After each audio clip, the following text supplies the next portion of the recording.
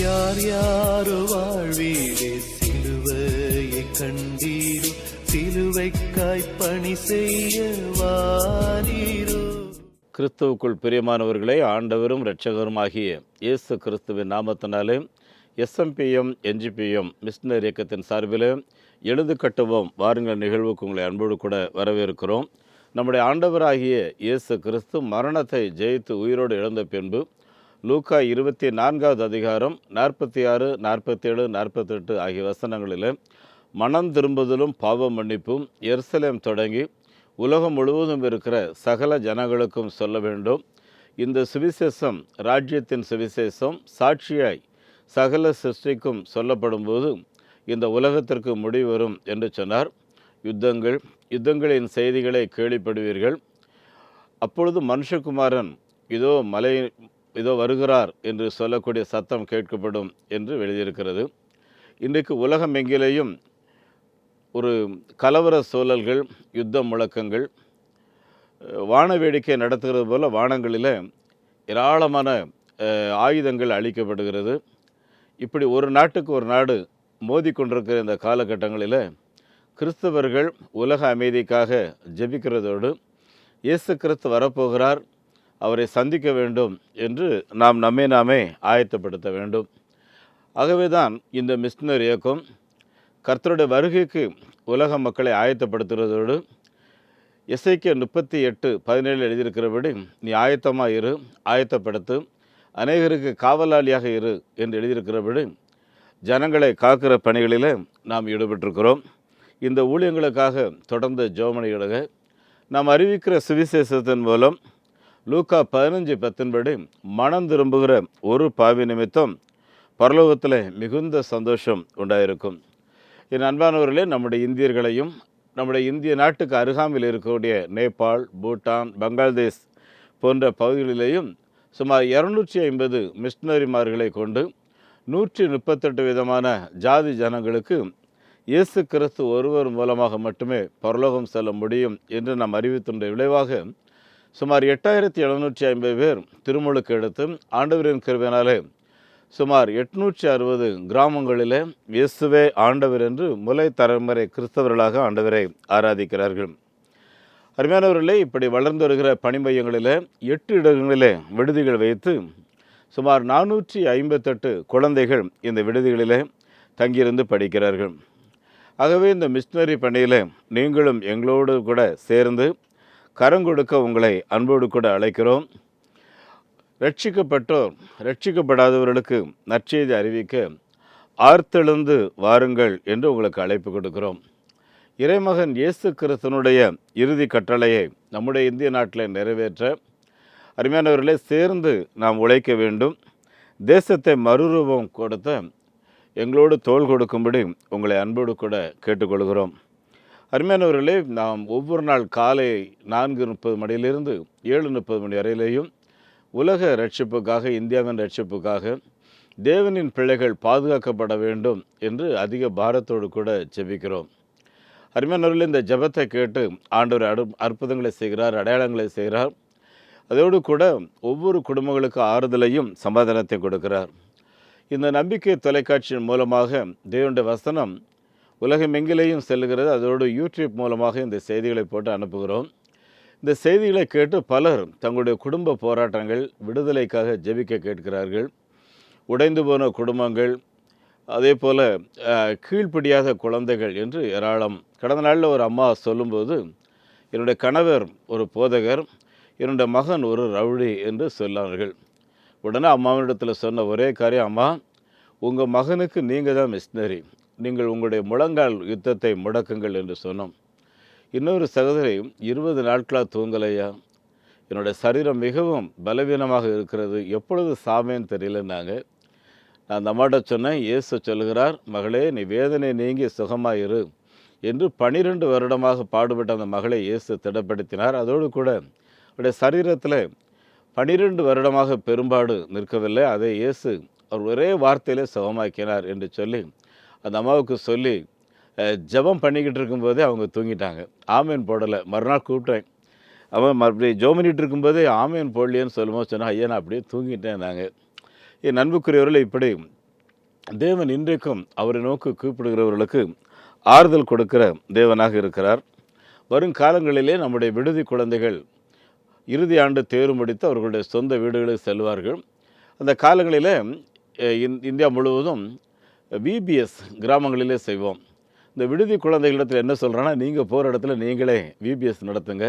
உங்கள் ஊரில் ஆராதனை இல்லைன்னா ஆராதனை நடத்துங்க. உங்கள் வீட்டில் நீங்கள் டெய்லி ஜெபம் பண்ணுறதை பார்த்து உங்கள் வீட்டில் இருக்கிறவங்க சமாதானம் அடையணும். உங்களுடைய வீடு தொழில் ஆசீர்வாதமாக இருக்கணும். விவசாயம் ஆசீர்வாதமாக இருக்கணும். ஆடு மாடெல்லாம் ஆசீர்வாதமாக இருக்கணும்.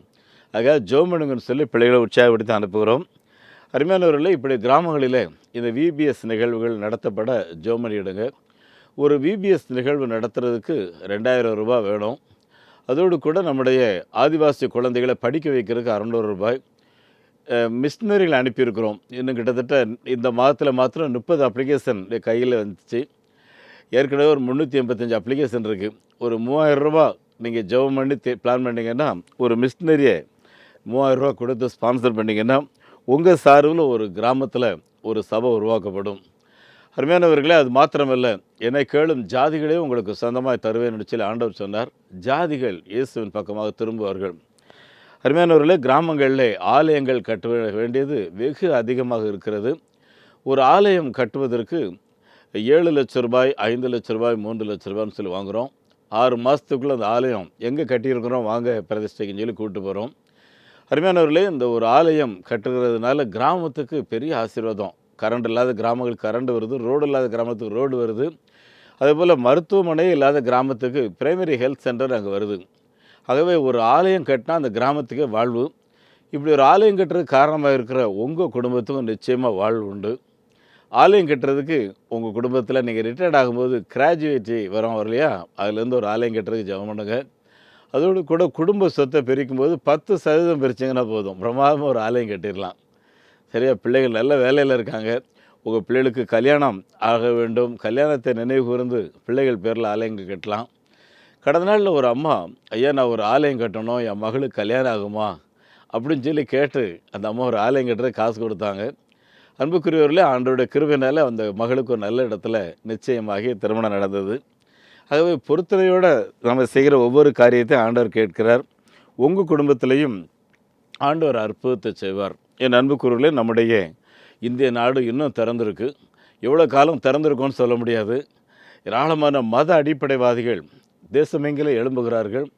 இனங்களை தூண்டிவிடுத்து எழும்புகிறார்கள். அருமையானவர்களே, மத அடிப்படை இனங்களை தூண்டுவது, அதே போல் இனவெறிகளை உருவாக்குவது போன்ற காரியங்கள் நம்ம நாட்டில் நடக்கூடாதுக்காக ஜெபம் பண்ணுங்க.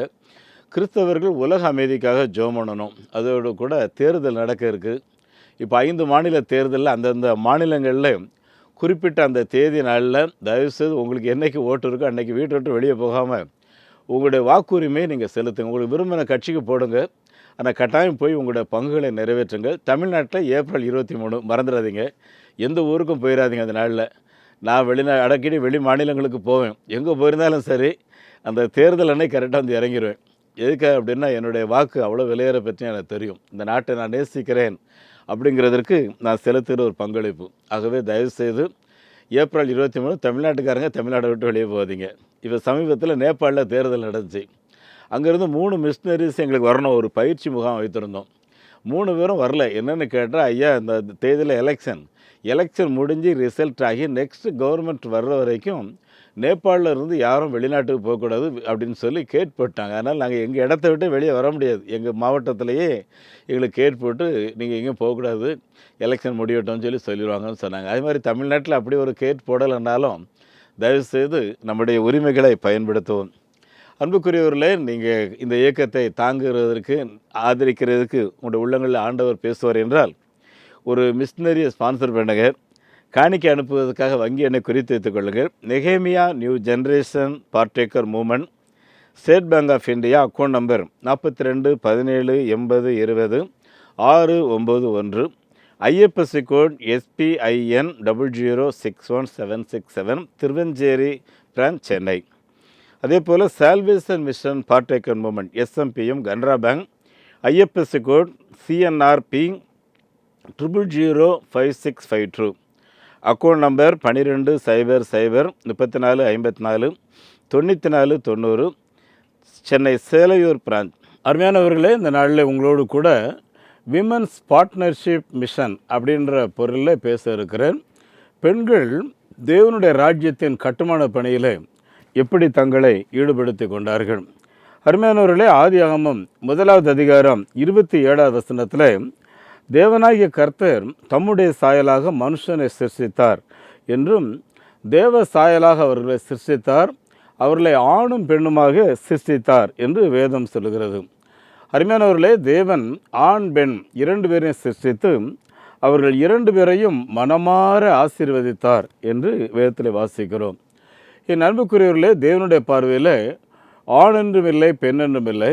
கிரீக் லாங்குவேஜில் ஆந்திரஃபோன் என்று சொல்வார்கள். ஆந்திரஃபோன் என்றால் மனித குலம், மனித வர்க்கம் என்று பெயரே தவிர ஆண் ஜாதி பெண் ஜாதி என்று கிடையாது. ஏனென்றால் தேவன் நம்மை அவருடைய பார்வையை தான் பார்க்கிறார். ஆகவே தான் அந்த ஆக்ஸ்போர்ட் டிக்ஷனரியில் நீங்கள் ஃபேமிலின்ற வேர்டுக்கு நீங்கள் பார்த்தீங்கன்னா ஈக்குவல் ரைட் ஒன் அனதர் அப்படின்னு சொல்லி இருக்கும். 2 பேருக்குமே சம உரிமை உண்டு என்று சொல்லி இருக்கும். என் அன்புக்குரியவர்களே, இப்படி ஆண்டவர் பெண்களை ஆண்களுக்கு சமமாக படைத்து, அதே சமயம் அவர்கள் மூலமாக ஆண்களால் முடியாத காரியத்தை கூட அவர் செய்து முடிப்பார். ஏனென்றால் அன்பானவர்களே, ஒரு ஆணுக்கு ஒரு பெண் என்பது ரைட் சபார்டினேட் என்று சொல்வார்கள். சரியான பங்காளி, சரியான துணையாளி என்று சொல்வார்கள். ஆகவே தான் அன்பானவர்களே, இல்லறம் என்பது தேவனால் ஏற்படுத்தப்பட்டது. இந்த தேவனால் ஏற்படுத்தப்பட்ட இல்லறத்தில் கணவன் மனைவி தேவனுடைய பிள்ளைகள், தேவனுடைய சாயல், தேவனால் ஆசீர்வதிக்கப்பட்டவர்கள். நிறைய நேரங்களில் இன்றைக்கி கல்யாணம் பண்ணோன்னு நிறைய பேர் ஆசைப்படுவாங்க. வாலிப பிள்ளைங்களும் சரி, பையங்களும் ஆசைப்படுவாங்க. அப்புறம் கல்யாணம் பண்ணி ஒரு 6 மாதம் இல்லை இருக்கலாம், சிலருக்குலாம் 1 மாதத்தில் கசந்து போயிடுது, வெறுப்பாகிடுது பெற்றுடுங்க. என் அன்பானவர்களே, ஏனென்றால் பழைய சிநேகிதங்கள் அடிக்கடி ஞாபகத்தில், அதாவது கதைன்றது அவங்களுக்கு தெரியறதில்லை. என் அன்பானவர்களே, தேவன் தந்திருக்கிறது தான் லைஃப். என்கிட்ட நிறைய பேர் குடும்பத்தை சொல்லி அழுவாங்க. ஒரு ஆலயத்தில் பேசிக்கிட்டு இருக்கும்போது ஒரு தம்பி அழ ஆரம்பிச்சிட்டான். ஆராதனை முடிஞ்ச உடனே அவன் பிடிச்சி கேட்டேன், ஏன் அழுகிற அப்படின்னா, ஐயா ஆண்டவர் நீங்கள் சொன்னீங்க, என் கையில் ஒரு பரிசு பட்டலத்தை ஆண்டவர் தந்தார், நீ அதை ரொம்ப அலட்சியம் பண்ணிட்ட, தூக்கி எரிஞ்சிட்டேன். நீங்கள் அப்படி தான் நான் பண்ணிட்டேன் ஐயா, குடிப்பேன், டெய்லி வந்து அடிப்பேன். ரொம்ப நல்ல பிள்ளாவா, அடி தாங்க முடியாமல் போயிட்டா வீட்டுக்கு. சரி, வேறு கல்யாணம் பண்ணிட்டால, பண்ணல. இன்றைக்கும் எனக்காக ஜோம் பண்ணிகிட்டு இருக்கா. ஆனால் சமீபத்தில் கால் உடஞ்சி, ஒரு ஆக்சிடெண்ட்டை என்ற கால் உடஞ்சி வீட்டில் படுக்க ரொம்ப வேதனையாக இருக்குது, ரொம்ப வேதனையாக இருக்குது. என் அன்பான தம்பி, நீ மறுபடியும் ஆண்டவர்களை ஒப்புக்கொடு, நீ உன்னை பரிசுத்தத்தை ஒப்புக்கொடு. உன் மனைவி தேவன் உனக்கு தந்த கிஃப்ட். கணவன் மனைவி என்பவர்கள் மிகவும் மதிக்கப்படக்கூடியவர்கள், ஒருவரை ஒருவர் நேசிக்கப்படக்கூடியவர்கள். இவா எனக்கு சரியில்லை, எனக்கு ஏற்றவள் அல்ல, அந்த மாதிரி வேர்டெல்லாம் ஒரு நாள் யூஸ் பண்ணாது. ஏனென்றால் பெரியவர்கள் பார்க்கிறார்கள், கடவுள் அனுமதிக்கிறார், அது சரியான நேரத்தில் உங்களுக்கு குடும்பமாக உருவாக்கி தருகிறார். இந்த குடும்பத்தை நேசியுங்கள், குடும்பத்துக்காக உங்களை தியாகம் பண்ணுங்கள். ஆக மனைவின்றவனே ரொம்ப அலட்சியமாக நினைக்காதீங்க. இந்த இடத்துல ரைட் பார்ட்னர் அப்படின்னு சொல்லி எழுதியிருக்கு. பைபிள் கமாண்டர் ஜான் கால்வின் என்பவர் சொல்லும்போது, த மேன் மனிதன் இருக்காலாம் வந்து குப்பை டஸ்ட் அப்படிங்கிறாரு. ஆனால் விமன் டபுள் ரீபைண்ட் டஸ்ட் அப்படின்னு சொல்கிறார். 2 முறை மனிதனிலிருந்து எடுக்கப்பட்டதுனால 2 முறை சுத்திகரிக்கப்பட்டவள் என்று சொல்கிறார்கள். என் அன்புக்குரியவர்களே, இப்படி எல்லா விதத்திலையும் சிறந்தவர்களாக தேவன் உருவாக்கி மனிதர் கையிலே கொடுத்திருக்கிற இந்த பெண்கள், அன்புக்குரியவர்களே, மிஷன் தேவனுடைய பணியிலே எப்படி பயன்படுத்தப்பட்டிருக்கிறார்கள் என்பதை சற்று யோசியுங்கள். யாத்ராம புஸ்தகம் 1வது அதிகாரம் 15லிருந்து 21 வரைக்கும், அன்றைக்கு எகிப்து நாட்டில் இஸ்ரவேல் ஜனங்கள் வேகமாக பெருகி கொண்டிருந்தார்கள். நிறைய குழந்தைகளும் அவர்களுக்கு ஆண்டவர் தந்தார். ஜன திரள் வேகமாக பெருகிற்று. 72 பேரை வந்தவங்க இப்போ கிட்டத்தட்ட 6 லட்சம் ஆண்கள் மாற்றம். இப்போ பார்வோனுடைய அரண்மனையிலேருந்து என்ன கட்டளை வருதுன்னா, எகிப்திய மருத்துவச்சிகளை பார்த்து, எந்த எபிரேய பெண்ணெல்லாம் ஆண் குழந்தையை பெற்றெடுக்கிறாளோ அந்த குழந்தைகளுக்கு பெற்றெடுக்கிற நேரத்திலேயே அந்த குழந்தையை கொன்று போட்டு விடுங்கள், வயிற்றுலேருந்து வெளியே வரும்போதே நீங்கள் குழந்தைய கொன்று போட்டுருங்க அப்படின்னு சொல்லி பார்வோனால் ஆர்டர் வருது. அன்புக்குரியவர்கள், அந்த நாட்களில் அரச கட்டளையை மீறுறது மரபே கிடையாது. அதுக்கு தூக்கு தண்டனை, மரண தண்டனை நிறைய கொடூரம் பண்ணுவாங்க. என்றால் இந்த பெண்களுக்கு நல்லா தெரியும், இதான் எத்திக்ஸ் அப்படின்னு சொல்கிறது பார்த்துக்குங்க. ஒரு நல்ல காரியம் நடக்கிறதுக்கு ஒரு பொய்யை சொல்கிற தப்பே கிடையாது. இப்போ அவர் தவறான ஒரு ஆர்டரை போட்டிருக்காரு. தவறான ஒரு ஆர்டர் போட்டதுனால இந்த பெண்கள் துணிந்து பார்வோனின் சட்டத்தை மீறி அன்புக்குரியவர்களே ஆண் குழந்தைகளை காப்பாற்றினார்கள் அப்படின்னு எழுதியிருக்கு. இதன் விளைவு ஒருவேளை கடவுளுக்கு விரோதமான பொய் மாதிரி தானே ஆட்சியாளர்களுக்கு எதிர்த்து நிற்கிறது. இப்போ நம்ம நாட்டில் நம்ம சுவிசேஷம் அறிவிக்கிறோம், எல்லாருக்கும் சுவிசேஷம் சொல்லுங்கள், எல்லாருக்கும் ஞானஸ்தானம் கொடுங்க, இதுக்கு சட்டத்தில் எளிதாக இருக்குது இல்லை. மதத்தை குறித்து பிரசங்கம் பண்ணுறதுக்கு உரிமை இருக்குது, அவங்கவுங்க விரும்புகிற மதத்தை பின்பற்றுறதுக்கு உரிமை இருக்குது. இதுதான் இருக்கே தவிர இன்றைக்கி நம்ம ஞானஸ்தானம் கொடுக்கறது அப்படின்னா ஒருவேளை அது இல்லீகல்னு கூட சொல்லுவாங்க, என்கிட்ட கூட சொல்லுவாங்க நீங்கள் இல்லீகலாக நிறையா செய்கிறீங்கன்னு சொல்லி. என் அன்புக்குரியவர்களே, நாம் தேவனுடைய கட்டளை நிறைவேற்றுகிறோம். இங்கேயும் இந்த எகிப்திய பெண்கள் தேவனுடைய கட்டளையை மனப்பூர்வமாக நிறைவேற்றினார்கள். இதன் விளைவு பார்த்திங்கன்னா தேவன் இந்த எகிப்திய பெண்களை ஆசீர்வதித்தார். அந்த மருத்துவச்சிகள் தேவனுக்கு பயந்ததுனாலே அவருடைய குடும்பங்களுக்கு தேவன் நன்மை செய்தார். ஜனங்கள் பெருகி பலர்த்து வளர்ந்தார்கள். மருத்துவச்சிகள் தேவனுக்கு பயந்ததுனாலே அவருடைய குடும்பங்களை செழிக்கும்படி கர்த்தர் பண்ணினார். இல்லை ஒருவேளை நம்ம சட்டப்படி எடுத்துக்கிட்டால் அவங்க பார்வனுக்கு துரோகம் பண்ணுறவர், தேச துரோகம் மாதிரி. ஆனால் தேவனுக்கு என்ன சொல்கிறாரு அதுதான் முக்கியம். என் அன்புக்குரிய தேவனுடைய பிள்ளைகளை, சமீபத்தில் சில அலுவலகங்களில் கட்டாய வழிபாடு முறைன்னு சொல்லி சில வழிபாடுகளை வைத்திருக்கிறார்கள். சாமுவேல் கமலேசன் ஒரு பெரிய மிலிட்ரி ஆஃபீஸர், அவர் ஒரு குறிப்பிட்ட மார்க்க வழிபாடில் என்னால் பங்கு பெற முடியாது, நான் என்னுடைய ஆண்டவராகிய இயேசு கிறிஸ்துவுக்கு மாத்திரமே தொழுகை செய்வேன் என்று தன்னை வைராக்கியத்தோடு ஒப்பு கொடுத்ததுனால பதவி நீக்கம் செய்யப்பட்டு நம்முடைய சுப்ரீம் கோர்ட்டும் அதை உறுதி செய்துச்சு. அது எந்த விதத்தில் சரின்னு சொல்லி தெரியல. ஆனால் அன்புக்குரிய ஆண்டவருடைய பிள்ளைகளை சற்று யோசித்து பாருங்கள், இந்த காரியங்களில் எப்படி செயல்பட்டார்கள் என்று சொல்லி.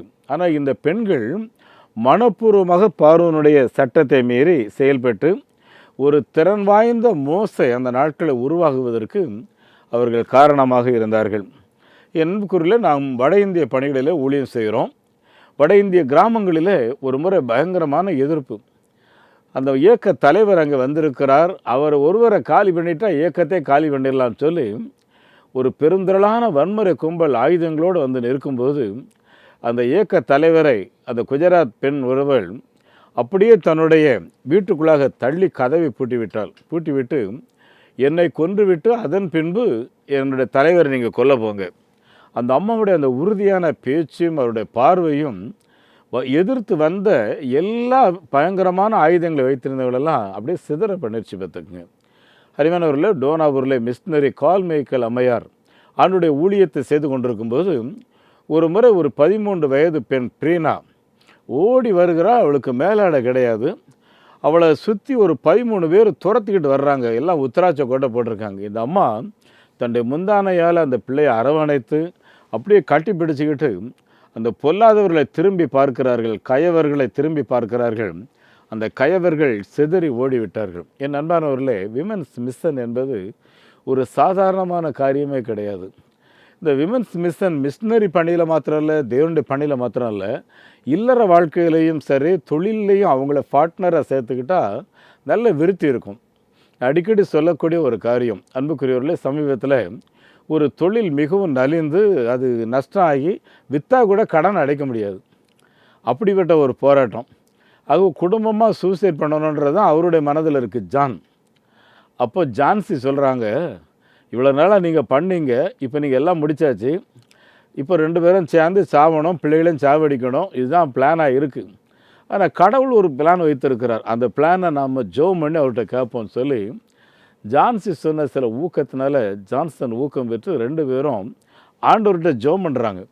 அன்புக்குரியவர்கள் அவங்க ஜோம் பண்ணி முடிச்சுட்டு ஜான்சி சொல்கிறாங்க, நாளைக்கு நம்முடைய கம்பெனி எல்லா பணியாளர்களையும் வர சொல்லுங்கள், நான் அவர்களோட பேச போகிறேன்னு சொல்லி. இப்படி எல்லா வேலைக்கெல்லாம் நிற்கிறாங்க.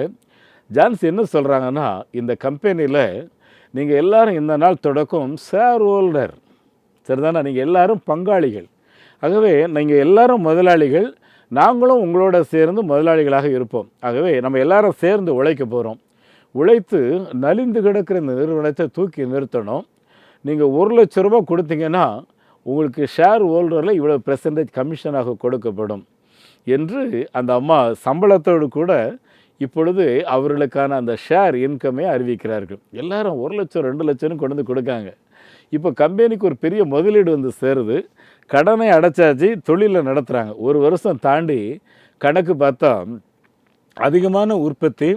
அது மாத்திரமேல இவங்களுக்கு இருந்த கடனை அடைஞ்சு அந்த ஒவ்வொரு பணியாளர்களுக்கும் நல்ல ஒரு கிராஜுவேட்டி கொடுக்கப்பட்டு அவங்களுக்கும் சம்பளத்தோடு கூடிய அந்த கிராஜுவேட்னால அவர்களும் செழிப்பாக இருக்கிறார்கள். நல்லா கவனிங்க, தனி மரம் ஒரு நாளும் தோப்பாகாது. ஆனால் தேவன் தந்த அந்த லைஃப் பார்ட்னர் இருக்காங்க பார்த்தீங்களா, அவங்கள பிஸ்னஸில் பயன்படுத்தினால இவ்வளோ ஆசீர்வாதம் பார்த்தீங்களா. நான் 38 வருஷம் ஒரு குறிப்பிட்ட அமைப்பில் வியாபாரிகளுக்காக நான் ஊழியம் செய்தேன். அடிக்கடி சொல்லக்கூடிய காரியம், விமன் பார்ட்னர்ஷிப் மிஷன் மாத்திரமில்லை, women partnership business, women's partnership search building அப்படின்னு சொல்லி ஒன்று வைத்தோன்னு சொன்னால் மிக சிறந்த விருத்தியை கொடுக்க முடியும். அருமையானவர்களே, மோசேயினிடத்தில் ஒரு நாள் செலபெத்தியின் குமார்த்திகள் செல்கிறார்கள். அந்த நாட்களில் பெண்கள் மதிக்கப்படாத காலம். அந்த நேரத்தில் பெண்கள் தைரியமாக இந்த பிள்ளைங்க மோசேயினிடத்தில் போய், எங்கள் அப்பா மரித்து போனார், அவர் பாவத்தினால சாவலை, அவருக்கு ஆண் குழந்தை கிடையாது, நாங்கள் பொம்பளை பிள்ளைகள் தான் இருக்கோம், இப்போ எங்கள் அப்பாவுடைய வாரிசு காக்கப்படணும், எங்களுக்கு எங்கள் அப்பாவுடைய சொத்து வேணும். அருமையானவர்களே, இதை குறித்து மோசேக்கே விகற்பமாக இருக்குது. பொம்பளை பிள்ளைங்க இவ்வளோ தைரியமாக என்கிட்ட வந்து பேசிட்டாங்களேன்னு சொல்லி உடனே ஆண்டவர்கிட்ட போய் கேட்குறேன், இந்த பிள்ளைங்களை கேட்குறாங்களே, நான் என்ன பதில் சொல்கிறதுன்னு சொல்லி. அப்போ ஆண்டவர் என்ன சொல்கிறாரு, செலபோத்தியின் குமாரத்திகள் சரியான காரியங்களை கேட்டிருக்கிறாங்க. இஸ்ரவேல் மாத்திரமல்ல, உலகம் எங்கிலேயும் செலபேத்தியின் குமாரத்திகளுக்கு அவங்க அப்பா சொத்தில் பங்கு உண்டு. என் அன்புக்குரிய ஆண்டுடைய பிள்ளைகளை, இன்றைக்கும் எல்லா குடும்பங்கள்லேயும் குடும்ப பெண்களுக்கு சம உரிமை உண்டு. நகை போட்டு அவங்களுக்கு கொஞ்சம் தாலியை கட்டி வச்சு கல்யாணத்தை வெட்டி அனுப்பிவிட்டா பொம்பளை பிள்ளைகளுக்கு சொத்தில் உரிமை இல்லை அப்படிங்கிற நம்ம மனித பிராயமாக ஏற்றுக்கொள்கிறோம். சரி, நல்லா இருந்துட்டு போடணும்னு சொல்லி. ஆனால் சட்டப்படி, மோசையின் சட்டத்தின்படி சம உரிமை பார்த்துக்குங்க. என் அன்புக்குரியவர்களே, இப்படி எல்லா விதத்திலையும் விமன் பார்ட்னர்ஷிப் மிக முக்கியம். இந்த இல்லற வாழ்க்கை குறித்து சங்கீதம் நீதிமொழிகள் 14 பார்த்தீங்கன்னா, ஒரு புத்தியுள்ள ஸ்திரியால் தான் வீட்டை களியை எழுப்ப முடியும். நீங்கள் எத்தனை கோடி சம்பாதிச்சும் வீட்டில் கேவலமான பொம்பளை உட்காந்துருந்தால் எல்லாம் ரோட்டுக்கு போயிடும். அருமையானவர்களே, ஒவ்வொரு காரியத்திலையும் வீட்டில் அருமையானவர்களே, நம்முடைய சகோதரிகள் பெண்களோட கலந்து பேசி காரியங்களை செய்யுங்கள். குடும்ப வருமானத்தை அவர்களோட பகிர்ந்து கொள்ளுங்கள். அருமையானவர்களே, ஊழியங்களுக்கு என்ன கொடுக்கணுங்கிறதுக்கு அவங்களுக்கு உரிமை கொடுங்க. நான் ஒரு வீட்டுக்கு போயிருந்தேன். அந்த வீட்டுக்கு போனால் அந்த அண்ணன் நான் ஒரு தேவையை சொன்ன உடனே 1000 ரூபாய் எழுதி கொடுத்தாங்க. அவன் அந்த அக்கா வீட்டுக்கு போனோடனே, அண்ணன் காணிக்க கேட்டிருப்பாங்கன்னு எனக்கு தெரியும், எவ்வளோ எழுதி கொடுத்தீங்க, அந்த பேப்பரை கொடுங்க அப்படின்னாங்க. அந்த பேப்பரை வாங்கிட்டு போயிட்டு பக்கத்தில் இன்னொரு 0 போட்டு வந்துட்டாங்க. இப்போ 1000 ரூபா பார்த்தீங்கன்னா 1,00,000 மாறிடுச்சு, 2 0. சரியா? நல்லா ஞாபகம் இருக்குது. அந்த அண்ணனை குறித்து ஒன்றுமே சொல்லலை. அன்னைக்கு அவங்க நிறுவனத்தில் 4 பேர் வேலை செய்தாங்க. அந்த அக்கா சாகும்போது அந்த நிறுவனத்தில் 1500 பேர். சரியா? ஆமாம். எப்படின்னா, ஆண்டவருடைய ஊழியங்களுக்கு அவங்க கொடுக்கறது வந்து ரொம்பவே அதிகம். அந்த பெரிய ஹார்ட்டை ஆண்டவர் பார்க்குறார். இன்னும் கூடுதலாக கொடுக்கக்கூடிய விதத்தில் தேவன் அவர்களை பலப்படுத்துகிறார். அன்புக்குரியவர்களே, ஆகவே தான் புத்தியுள்ள ஸ்திரீ வீட்டை கட்டுகிறார், புத்தி இல்லாத ஸ்திரீ வீட்டை உடச்சி போடுறா அப்படின்னு சொல்லி எழுதியிருக்கு.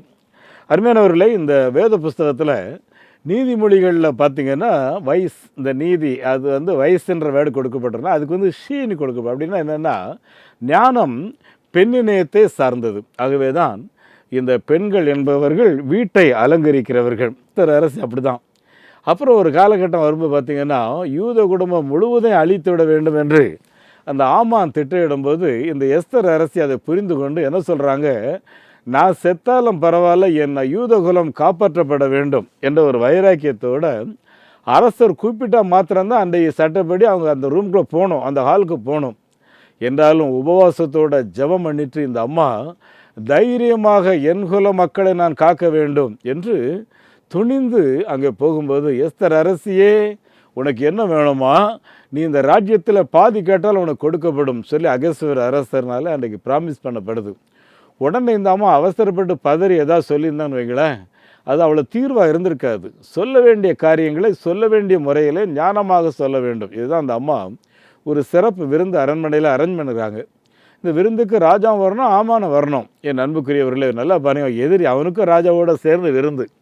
அந்த விருந்து செகண்ட் டைம் வைக்கும்போது அந்த அம்மா என்ன சொல்கிறாங்க, தன்னுடைய குலத்துக்கு இந்த ஆமானால் ஏற்பட்ட இழிவுகளை உணர்த்துகிறார்கள். சரியா? ஆகவே ஒரு காரியத்தை உங்கள் கணவருக்கு சொல்ல வேண்டும் என்றால் மிகுந்த ஞானத்தோடு பொறுமையோடு நிதானமாக சொல்லி பாருங்கள். ஒருவேளை ஒரு நகை வாங்குறதா இருக்கலாம், இல்லைன்னா வீடு வாங்குறதா இருக்கலாம், பிள்ளைகள் கல்யாண காரியமாக இருக்கலாம், பிள்ளைகள் படிப்பு காரியமாக இருக்கலாம், வேலை காரியமாக இருக்கலாம். எதுவாக இருந்தாலும் அன்புக்குரியவர்களே, மிகவும் ஞானமாக, பொறுமையாக, நிதானமாக சொல்லி வைத்து பாருங்கள். நீண்ட பொறுமையினாலே பிரபுக்களை கூட சம்மதிக்க வைக்கலாம்னு சொல்லி பைபிள் எழுதியிருக்கு. ஆகவே அந்த பாக்கியத்தை ஆண்டவர் உங்களுக்கு தரணும். அது மாத்திரமல்ல, ஒரு பெண் தான் சரியான காரியங்களை சிந்திக்கக்கூடியவர்கள் பார்த்துக்குங்க. என் அன்புக்குரியவர்களே, அன்னைக்கு ஆண்டவர் மரியாளை போய் சந்திக்கும்போது, உன்னுடைய கருவில உற்பத்தியாகி பிறக்கும் குழந்தை இஸ்ரவேலை என்றென்றும் அரசாளுவார், யாக்கோபின் சிங்காசனம் என்றென்றும் உறுதியாக இருக்கும் என்று அங்கே பிராமிஸ் பண்ணுகிறார். அப்போ மரியாள் உள்ளத்தில் என்ன இருக்கும்? எனக்கு பிறந்த குமாரனுக்கு அழிவே இல்லைன்னு சொல்லி இருக்கும். என்றென்றும் அவருடைய சிங்காசனம் இதுதான் மனசில் இருக்கும். ஆனால் இது ஊரெல்லாம் தம்பட்டு அடிக்கலை. ஆனால் பாருங்கள், அவரை குறுகிய காலத்திலேயே பிடித்து சிலுவையில் அறைந்து கண்டவெல்லாம் காரி துப்புன மாதிரி தேவகுமாரனை குறித்து என்னோட சொன்ன வார்த்தை. அந்த அம்மா அதையும் வெளியே சொல்லாமல் தேவன் நடத்துதலுக்காக காத்திருந்து ஜெபம் பண்ணினுடைய விளைவு என்ன தெரியுமா? மகிமையாய் மனுஷகுமாரன் உயிரோடு எழுந்தார். உலகிற்கு உலக இரட்சகரை அறிமுகப்படுத்தி வைத்தார்கள். தான் பெற்றெடுத்த பிள்ளைகள் அத்தனை பேருக்கும் அவர் எனக்கு குமாரன் மட்டுமல்ல, உங்களுக்கு மூத்த அன்னை மாத்திரம் இல்லை, உங்களுக்கும் இரட்சகர், எனக்கும் இரட்சகர்னு சொல்லி அவரை சரியாக அறிமுகப்படுத்தி விமென்ஸ் மிஷன் இன் ஹோம், அவங்க சொந்த குடும்பத்து பிள்ளைகள் அத்தனை பேரையும் சீசர்களாக வாத்தி, முதல் ஜெபக்குழு 120 இருந்தாங்க இல்லையா, அதில் யாக்கோபும் இருந்ததுனால தான் திருச்சபைக்கு தலைவராகி முதல் நூற்றாண்டிலே உருவாக்கப்பட்ட திருச்சபைக்கு ஃபர்ஸ்ட் சர்ச் கவுன்சிலில் யாக்கோபு, இயேசுவின் சகோதரர், சரியான ஆலோசனையை சொல்லியிருக்கிறார். ஆகவே விமென்ஸ் மிஷன் இன் சர்ச் மிக மிக இம்பார்ட்டன்ஸ். என் அன்புக்குரியவர்களே, அது இம்பார்ட்டன்ஸ் மாத்திரமல்ல, சரித்திரம் போற்றக்கூடியது. நாங்கள் மிஷினரி பணித்தளத்தில் ஊழியம் செய்கிறோம். அன்புக்குரியவர்களே, எந்த ஃபீல்டில் அவங்க ஒய்ஃப் உற்சாகமாக இருக்காங்களோ அந்த ஃபீல்டில் நல்ல எழுப்புதலாக இருக்கும். அது மாத்திரம் இல்லை அன்பானவர்களே, அந்த ஃபீல்டில் நிறைய அற்புதம் நடக்கும். அது மாத்திரமல்ல, அந்த பெண்கள் துணிந்து நிற்கிற சபை உயிரோடு இருக்கும். பார்த்துக்குங்க அருமையானவர்களே, நிறைய உதாரணங்களை வைத்திருக்கிறேன். ஒரு உதாரணத்தை மாத்திரம் சொல்லி முடிக்கிறேன். அந்த அம்மா இளம் வயதிலேயே கணவனை இழந்து விட்டார்கள். தொடர்ந்து பைத்தியம், சிலர் ஆணியை கல்லெல்லாம் தூக்கி அடிக்க ஆரம்பித்தாங்க. 2 பொம்பளை பிள்ளைங்க இந்த விஷயத்தில் இயேசுவை தேடினார்கள், ரட்சிக்கப்பட்டார்கள். ரட்சிக்கப்பட்ட பின்பு குறிப்பிட்ட அந்த மார்க்க ஆராதனைக்காக இந்த அம்மாட்ட பணம் கேட்கும்போது, உங்களுக்கு வேணா உதவி செய்கிறேன், நான் நீங்கள் சொல்கிற அந்த காரியத்தை என்னால் உதவி செய்ய முடியாது என்று சொன்னதுனால மிகவும் அடித்து துன்புறுத்தி கடைசியாக அந்த அம்மா கண்களுக்கு முன்பாகவே பிள்ளைகளை மானபங்கம் படுத்த துணியும் போது அந்த எல்லா பொல்லாதவர்களுக்கு முன்பாக 2 பிள்ளைகளை கட்டி அணைத்த அந்த அம்மா சொன்ன காரியம், எங்கள் 3 பேரையும் உயிரோடு கொளுத்தி விடுங்கள், நாங்கள் ஏசப்பாவோட வீட்டில் நிற்போம்னு சொல்லி தைரியமாக சொன்ன அந்த வார்த்தையை பார்த்து விட்டு சுற்றி இருந்த அத்தனை கயவர்களும் ஓடிட்டாங்க. பார்த்துக்குங்க என் அன்புக்குரியவர்களே, உங்கள் குடும்பமும் சிறந்த தலை நிமிர்ந்து நிற்கிறதற்கு உங்களுடைய பங்களிப்பு என்ன? அருமையான சகோதரிகளே, உங்களுடைய ஈடுபாடு என்னங்கிறத சற்று யோசியுங்க. உங்களுடைய பிள்ளைகள் கடைசி காலத்தில் எழும்பி எங்கள் அம்மாவாகிய நீங்கள் பாக்கியவதி அப்படின்னு சொல்லி உங்களை வாழ்த்துவார்கள். அப்படிப்பட்ட பாக்கியத்தை தேவன் உங்களுக்கு தந்தருள்வராக. உங்களுக்காக நான் ஜெபிக்க விரும்புகிறேன். எங்கள் பரலோக பிதாவே, மிஷன் பார்ட்னர் இன் விமென்ஸ் என்கிற பொருளில் ஏராளமான காரியங்களை நாங்கள் பேசிக்கொண்டிருந்தோம். எல்லாவற்றையும் கர்த்தர் கேட்டுக்கொண்டிருந்தீர். கேட்ட உம்முடைய பிள்ளைகளுக்கு அதை பிரயோஜனமாக்கினீர். உம்மை நாங்கள் ஸ்தோத்தரிக்கிறோம். இன்றைக்கு விதைத்த வார்த்தைகள் 30, 60, 100 தொடர்ந்து பலன் கொடுக்கட்டும்.